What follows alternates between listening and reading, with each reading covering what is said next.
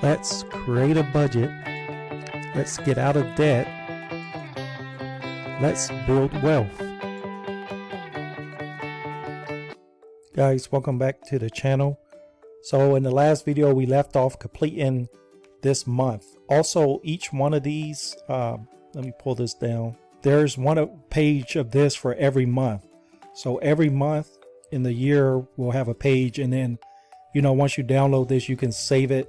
And then the next year you can, start over with a new one. But this will take care of a whole year.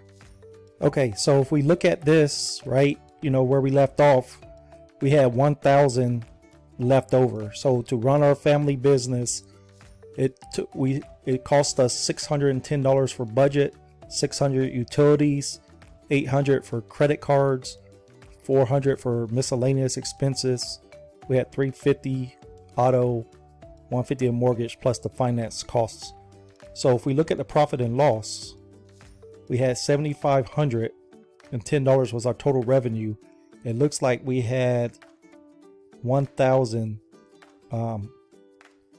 left over.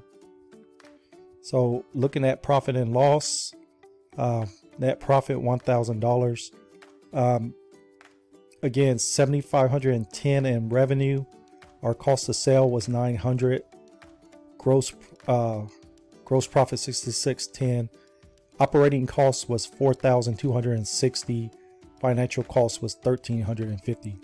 So if we're looking at this as a business, right? You want to look at, I thought this would be cool too. If you're in a family and there's one person running everything, that's fine. But if you wanted to get your family involved, and let's say you have, maybe teenage kids or your spouse or something, and you wanted to get everyone involved in this, you can designate people over a certain section on this profit and loss. You could say, to your son or daughter, hey, you're over the cost of sale. I need you to get that down.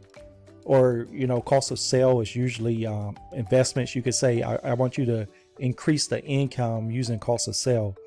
And we're going to try to give you $1,000 to invest in the cost of sale. And you could say to your spouse or to the kids or whoever you want, you could be like, okay, in order to get that, we need to reduce our operating costs by $100 or $160. Try to set goals and have, kind of make it fun. And they'll start subconsciously. You're going to start learning this stuff, and whoever's left, you could say, I'm going to try to cut the financial cost by $50, so it's, if you look at it, even though it's a business, it's kind of like a game in a way too, right?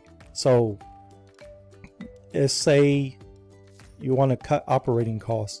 So if we go back to January, okay, in February, if I'm the one over the operating costs, I need to reduce the operating costs by $160 or $150 or whatever your goal.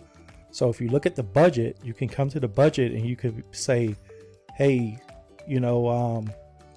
let's drive a different route. Let's drive a shorter route, or, make sure we're not just bored on one day or one weekend and driving, instead of going to the store that's 10, 15, 20, or the mall that's 20 miles away. Why don't we just drive to the park, have family time? And by doing that, let's say you save $20 in gas. So your budget that month will be $80, right? Let's actually move this over. Yeah. Okay. So 80. And then you could say, your utilities, you look at the utilities over here and you say, hey, the electric bill was $100. Let's, instead of staying in all day on the weekend, having the air running 24/7 in the summer, let's go out. Let's go to maybe a close store and walk around, or let's go spend some time outside. And slowly over those 31 days, you're able to get that electric bill a little bit lower, right? And you look at the credit cards, if you could cut there. We can get into velocity banking and maybe find ways. And this will actually be reduced a little bit too, because principals on these will and interest will actually be a little less. So you may automatically cut it there. which will count, you know, in your favor. And then you look at, so that's, you know, the cash, we had 1,000 in checking, so that's $40 saved.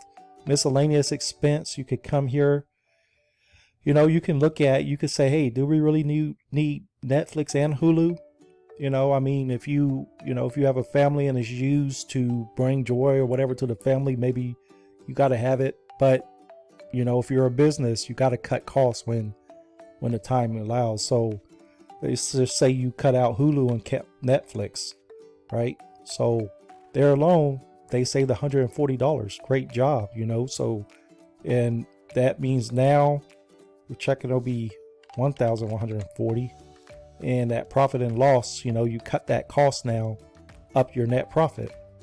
So, you know, by working together as a family, or if you're doing it alone, that's the way you look at this, right? And you go back, okay, I cut operating costs, let me try to cut financial costs, you know. So you look at, you know, your financial costs is, so it's kind of, you know, once you learn velocity and infinite banking, you're going to be paying some of these, your financial cost is going to go down automatically because this payments are probably going to be cut a little bit. It won't be much, but you're going to be saving a little bit on each of these every month. You know, credit cards will automatically, a little bit less will go to interest. It may not even be $2 because they're really getting you, but you can look at it like, okay, because I was saved 140, I got extra, you can chunk some of the principal, or you could you know, pay one of these off or do something to lower this interest. You know, look at your financial costs. You know, if you, let's say that you did have that $140 extra, you know, if you're looking at this, you can, you know, go to the internet and look up amortized schedule or credit card payment schedule, and then look up mortgage payment schedule and put that 140, you know, put it in, get all the information, put it in, and look, if I put the 140 here, and that's going to save me, let's say it saves you $50 in interest. And then you could be like, well, if I put the 140 on the credit card, that's going to save me $50 in interest. Then it will make most sense to put it towards the mortgage, you know. Or you could pull up the car and be like, okay, if I put 140 extra to principal, my interest is going to drop, you know, to $10. So by doing that and by putting that in there, you'll be able to figure out, you know, I mean, so it's the whole point and game of this is to figure out how you can save more. So, you know, working together, you can do that. Again, you know, you can use this in many different ways. So that 214 now, let's put it here in savings. So we looked at, we looked at the operating and financial costs. So, okay, so cost of sale, you know, you're looking at, okay, we got 214 in savings. So let's just say they're going to give you an extra 214. So you can look at 214, the extra, you know, we have our different ways of generating income here, and you just figure out which one. If you want to put 214 towards peer-to-peer lending, crowdfunding, you know, real estate, you could save it and say, hey, no, wait, we're going to wait for a while. We're going to end up buying a house, you know, put some down payment, renting it out. They have a monthly payment, miscellaneous. Or if you're buying stock, you can look at the different stocks, take that out of the savings and buy the stocks with it. You know, cash flow is zero. If you look at, and that's the good thing about this, because if you look at what I did, so I used that 214 to buy the stocks with. This is the check and balance. It's not ready. You're like, what? So you literally got to take that out of the savings or checking.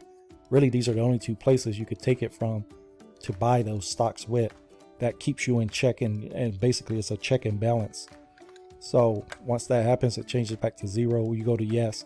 And, you know, if you're the one in charge of that, you can be like, okay, if I buy this stock, it produces this dividend, and you become a master of your own craft, because it's not as easy as saying, okay, you know, this stock is cheaper, it has a higher dividend yield, but you got to understand too, look at it like the capital gain with that. and the likelihood of a company slashing dividends, you want to be the best in the area that you can.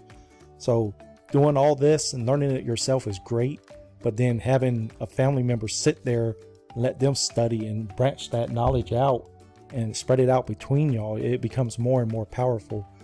So this is a way of looking at it. You know, that's how you could use the profit and loss statement and, you know, be able to, at month by month, be able to see it. Now, you know, February, just a quick before I end this video, right? Your profit and loss, if we click on that, there's actually these little tabs here. There's a copy of this profit and loss for every month. So if we switch to February, it says 650 profit. Must be some stuff in February already. So February has $100 negative cash flow budget. Okay, so let's just show you February. Let's say you have, oh, so what it's doing is it's copying over. So it has month to month, it copies over. So just to save you a bunch of time, I copied all of the descriptions over so it'll automatically copy them over. The budget part I left because most of these kind of stay the same. You know, you don't really have to change this, even if you use 20 and few, because this is your second checking account. You know that if you watch all the other videos, what we do is we create a second checking account that we transfer that budget to over every month. So you don't really have to change this. You can if you want, but your budget, you know, especially if you're going to be trying to lower your budget, then you definitely want to change it.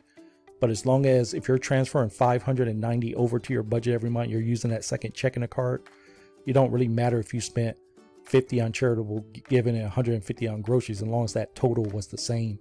If you transferred it over, you're good. So let's say let's put something in here so we're not negative. Okay, so $10 in cash flow. So if you go back to the profit and loss, February, so this is another thing. Since it doesn't say yes, see how it doesn't say yes, so we're not ready to move on to the next month. So we have to balance this. We have $10. Let's put that here.